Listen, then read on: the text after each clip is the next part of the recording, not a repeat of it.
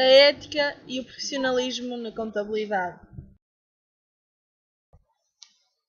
O técnico oficial de contas é aquele que permite estabelecer um laço dentro da empresa, relativamente ao que a empresa representa e à fiscalidade da mesma. Neste caso, também devemos referir que o técnico oficial de contas tem mais responsabilidade do que aquela que se lhe impõe, que é certificar-se de que a contabilidade está de acordo com as leis e ainda se são feitas as devidas contribuições para com o Estado. Para além disto, são responsáveis por tudo o que tem a ver com as finanças dentro de uma empresa, observando, analisando e tratando ao mínimo pormenor os dados relativos às contas e transações financeiras que são efetuadas. Um técnico oficial de contas também é responsável pela elaboração de relatórios, onde posteriormente e minuciosamente serão analisadas todas as questões que sejam interligadas com a contabilidade e as finanças. Isto para que não existam problemas e não recaia sobre a empresa qualquer tipo de coima.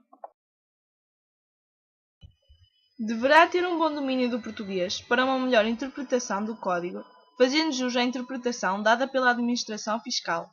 Deverá ter bons conhecimentos matemáticos, saber as leis e saber interpretar e analisar corretamente os factos numéricos dados pela empresa.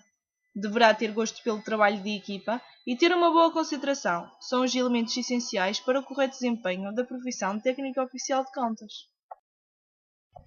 Sabe-se que a economia portuguesa tem vindo a apresentar um estado inapropriado para a entrada de qualquer profissional no mercado de trabalho, mas acredita-se que a curto ou médio prazo a oferta de trabalho irá sofrer um aumento, o que será um sinal de que o país está no caminho da mudança e a melhorar, fazendo-o ir avante.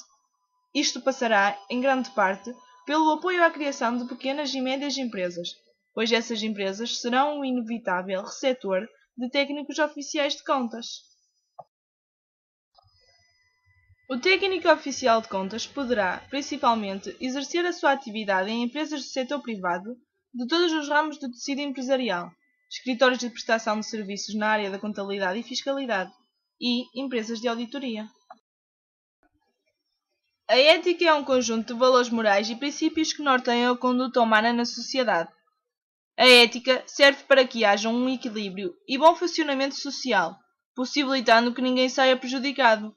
Neste sentido, a ética, embora não possa ser confundida com as leis, está relacionada com o sentimento de justiça social. A ética é construída por uma sociedade com base nos valores históricos e culturais. Do ponto de vista da filosofia, a ética é uma ciência que estuda os valores e princípios morais de uma sociedade e dos seus grupos. Cada sociedade e cada grupo possuem os seus próprios códigos de ética. Num país, por exemplo, sacrificar animais para pesquisa científica pode ser ético.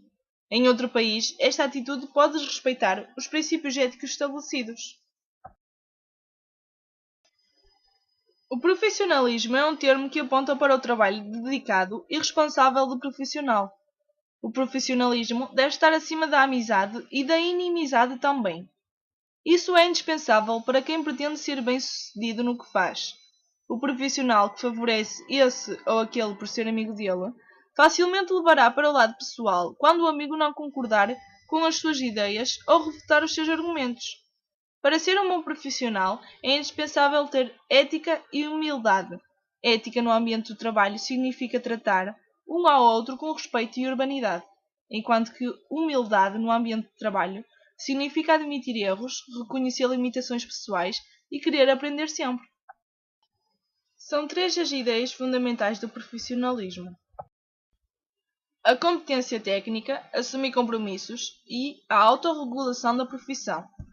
Porque ninguém é profissional sem ter estudado um elenco de disciplinas específicas, mas a competência técnica não é o suficiente para caracterizar o profissionalismo, pois esta não distingue o profissional do mercenário. O abismo que separa as duas categorias é representado pelos compromissos que vigem em ambos os casos. O compromisso do mercenário limita-se a quem lhe fornece o pagamento. Um profissional, no entanto, ao professar a sua competência técnica, coloca ao serviço do bem público, assumindo tais compromissos. Os compromissos falados acima são a segunda ideia do profissionalismo. Uma terceira ideia do profissionalismo é a imprescindível autorregulação do exercício profissional. De facto, o próprio compromisso público depende essencialmente de tal autorregulação.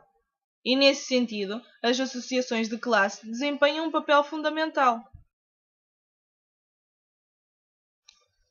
O código deontológico é um conjunto de normas, comportamentos e obrigações que devem pautar a atuação do profissional na sua prática diária.